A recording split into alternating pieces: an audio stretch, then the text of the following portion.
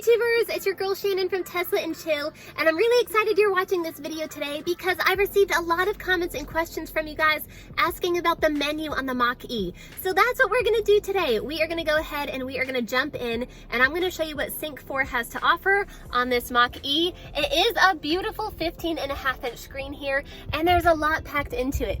So let's not waste any time, let's go ahead and jump in. Once you have your Mach-E turned on, you'll notice in the upper left-hand corner, there's an image of a Mach 3. But here's something that's really funny. Okay, on the screen, it's actually a white Mach-E. And if you look on the driver's display, there's actually an image of a black Mach-E. But you guys, the Mach-E we're sitting in is blue. So if Ford could send an over-the-air update to have the colors match your actual vehicle, that would be really cool. But this Mach-E here is actually super important because if you click on it, it's gonna show a lot of your options. So the first thing that pops up is the drive mode. Now you can see I always keep my mode in unbridled. I feel like it's a little bit more fun. But let's go ahead, let's look at the options. And I wanna show you what happens too. And you can see if you click on the information button, it says it's for exhilarating driving, machine and road align as one. So really kind of where Ford gets the whole Mustang thing from. But what's really cool is that you see these orange hash marks that appear next to the word unbridled. When you're driving, the same hash marks appear on your driver's display, and the faster you go, the bolder they get. So I'll show you that right now. And then also the same thing kind of happens in Whisper. That's the next mode here. Now this is gonna be like your most efficient driving. It's the most like EV mode of them all. It's a seamless drive, it's calm and quiet. And when you click on Whisper, if you can see there's kind of like some waves in the background, those same waves appear on your driver's display, and the less efficient you are, or kind of the faster you go, the waves kind of like dissipate. And then Engage, this is kind of like a balance between Whisper and Unbridled a little bit.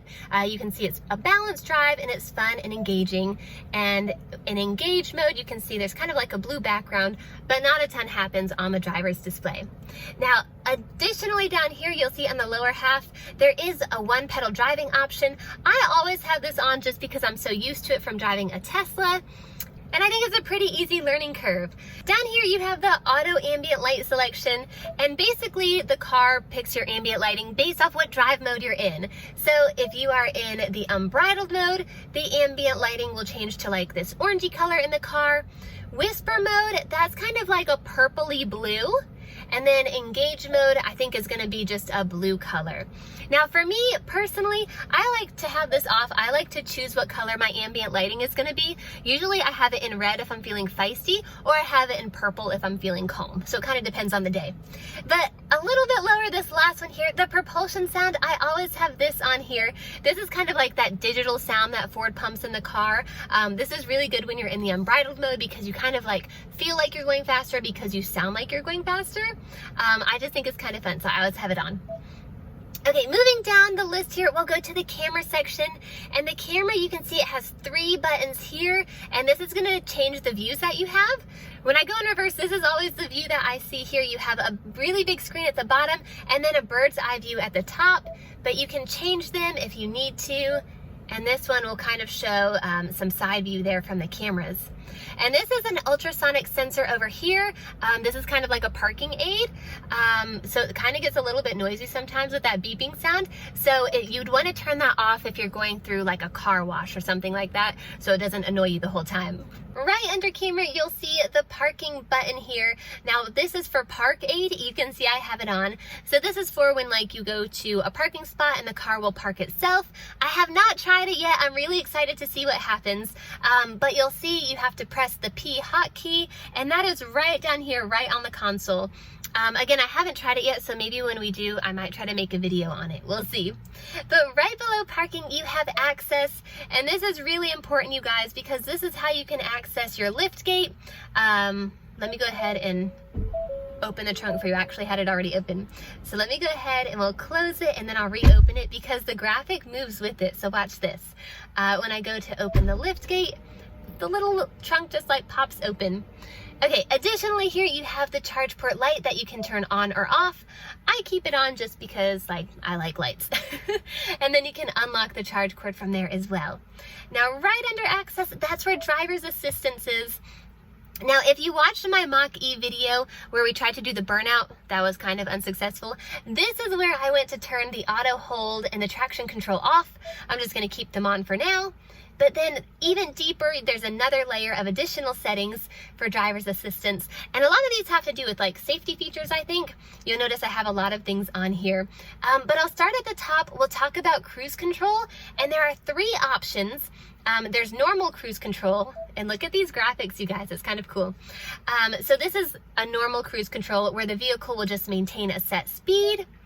We have adaptive cruise control here, so it's like a little bit more advanced. You'll see the vehicle will automatically maintain a distance to the vehicle ahead based on your set speed and distance gap setting. So depending on how many car lengths you want to stay away from the car in front of you.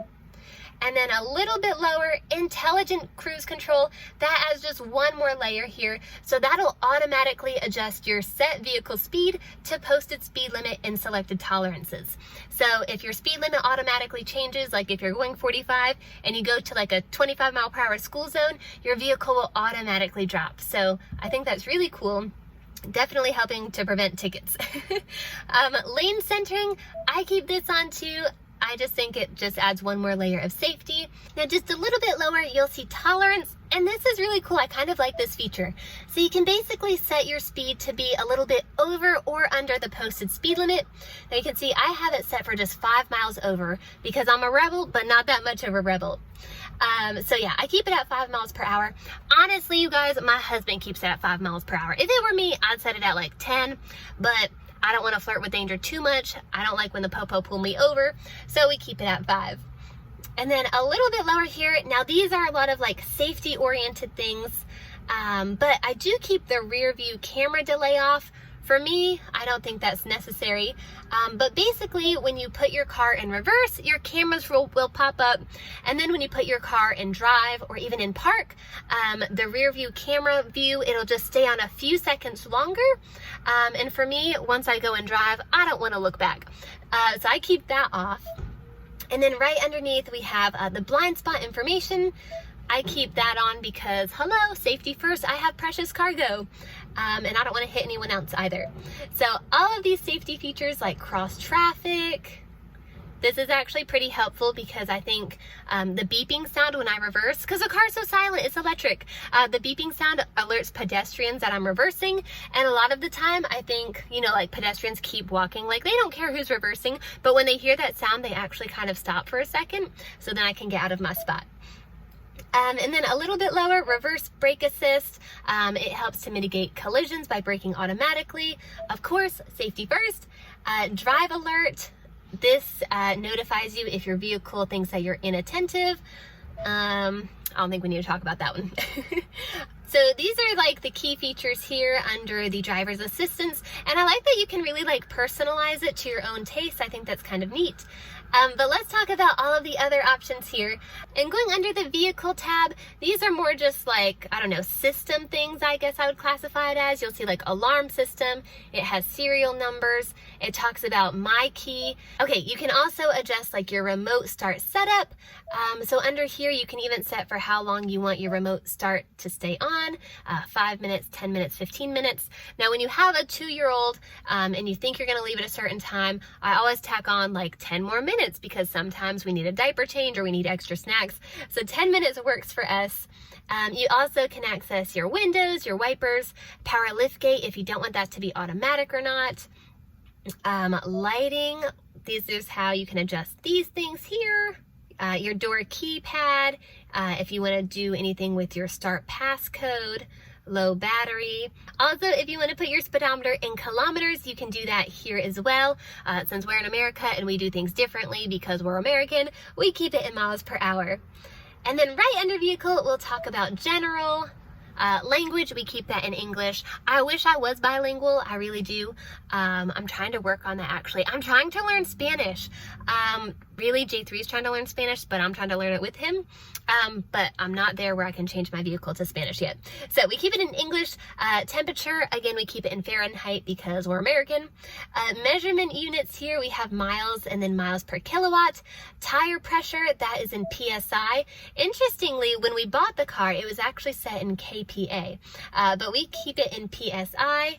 And then here you'll see there is the About sync here, and we are in sync 4. So this just provides like information about it, what software version you're on, the serial number, and things that are specific to your vehicle. And yeah, so licensing software, I don't think I ever have to access that. So let's move on a little bit further. We'll go to the display tab. So display, this is where you can adjust like your brightness of your screens. If you want your like instrument cluster to be in dark, you can set it to light or auto. I think auto, I'll probably change that. I'll keep it in auto, that way it'll just automatically do it for me here. And then the center mode display, we'll keep that in auto as well. And then under the display, we have just a few other features. We have access to the clock if you need to change that, connectivity here, Bluetooth. I do sometimes have issues with my Bluetooth like disconnecting. I don't know if it's me, it could be user error, but sometimes I'll get in the car and I'll have to like reconnect it a lot. If you need to do anything with Wi-Fi, that's under connectivity too. Vehicle hotspot, I haven't done this yet, but this is where you can manage that. System updates, we have them set to automatic, so that's pretty easy, and our system is up to date, so yay! Okay, mobile apps here. I haven't really done anything with this either. Okay, then we have mobile apps. We have departure and comfort. So if you know you're gonna like leave for work every day at 7 o'clock, you can have your car be nice and toasty or cool down, whatever your preference is. So I really like this, although for me, I don't really use it because a lot of the times I never know like when I'm going to leave. But you do have the option to set it if you'd like. We also have 911 assist. We want to avoid that at all costs. Am I right? Voice control. And some of you people, I've noticed you left comments that you don't like my voice. I'm really sorry. I was born with this. Like Lady Gaga said, I was born this way. But this is how you can control your voice commands when you want to access your phone. And that's just this button right on the steering wheel here. And then ambient lighting, this is where you can make adjustments here. Now, I told you guys I like it in red when I'm feeling kind of feisty. I like it in purple when I'm feeling kind of calm. But you do have a few different color choices here. So kind of whatever you're feeling that day, that's what I kind of like about it. If I'm feeling like, I don't know, I might have some road rage, I'll set it to red also. But these are a lot of the settings here. But going back here, we'll go one layer back. Right under driver's assistance, you see the valet mode. And this is of course, like if you're going out and a valet is gonna be driving your vehicle, you can kind of set it to have like some restrictions. So I do like that. Again, I have not used it yet, but plan to soon. Let's talk a little bit more about the other option here. You see this Mustang right here, it's right next to the Mach-E. You can actually personalize that to have like a photo of you or whatever you want. I actually did that once, but then I had to like reset it. So I need to update that.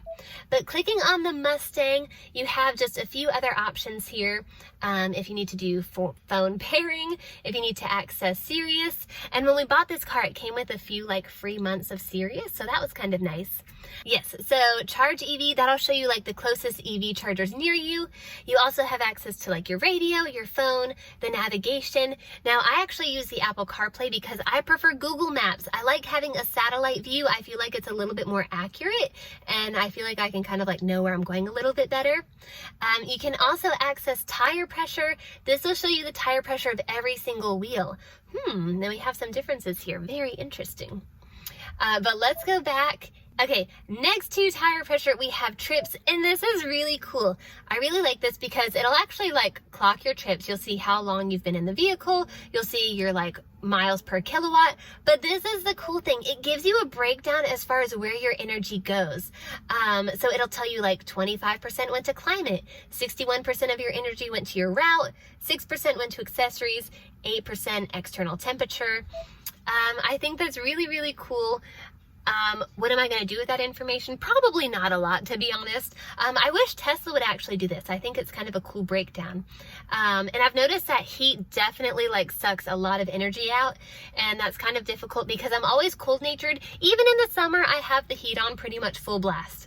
So my husband always tells me to use the heated seats because it uses less energy, but I just like to feel that heat on my face, people. Okay, but let's go back. Let's talk about a few other options. It does support the wireless Apple CarPlay. You have Android Auto. I don't know if you're an Android user. If you are, drop it in the comments below because I just don't know if I understand the appeal of an Android. I used to have one years ago. Maybe I'm just more simple-minded. Maybe that's why I prefer Apple.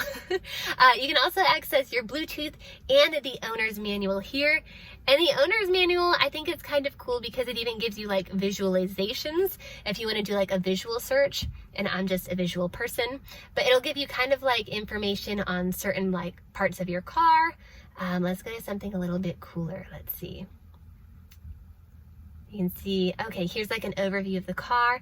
Let's look at D, and it just kind of tells you like folding the seat back down, how that works.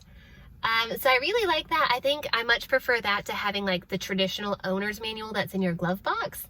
I think it's a little bit easier to use, a little more specific. You even have videos of Your steering wheel can be adjusted to make driving even more comfortable. Let me show you how. First, make sure you're comfortable in your seat. This will ensure that you're moving your wheel to the correct position. Now, unlock the steering column by pulling the release lever either down. All right, we don't need to watch the whole video. Well, let's go ahead, let's look a little bit further down on the touchscreen, and you'll see that there are these cards. So this is how you can access Apple CarPlay just really easily. A lot of your most recent selections are gonna be here. Like I was just in the owner's manual, I was just in trips. So it's kind of neat just to have quick access to them here. And then just a little bit further down, you'll have access to a lot of the controls you need all the time. So temperature, I adjust this probably like every few minutes maybe. But what I do like about this is that if you start adjusting and maybe you look away because you need to look at the road, you can move your finger off the screen and it still knows what you're trying to do.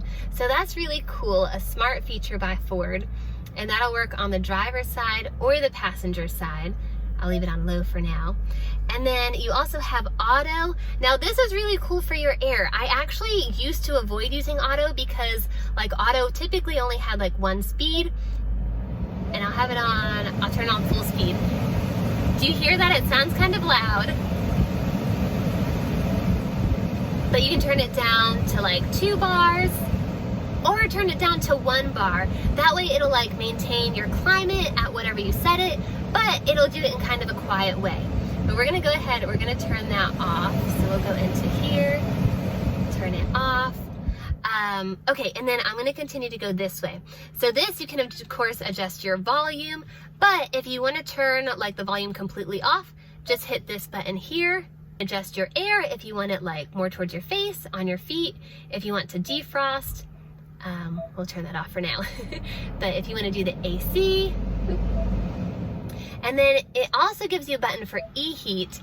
Now e-heat, now it explains what e-heat is. It's a supplemental electrical heater and it's used to warm the cabin, but disabling the feature saves battery power and it extends your driving range.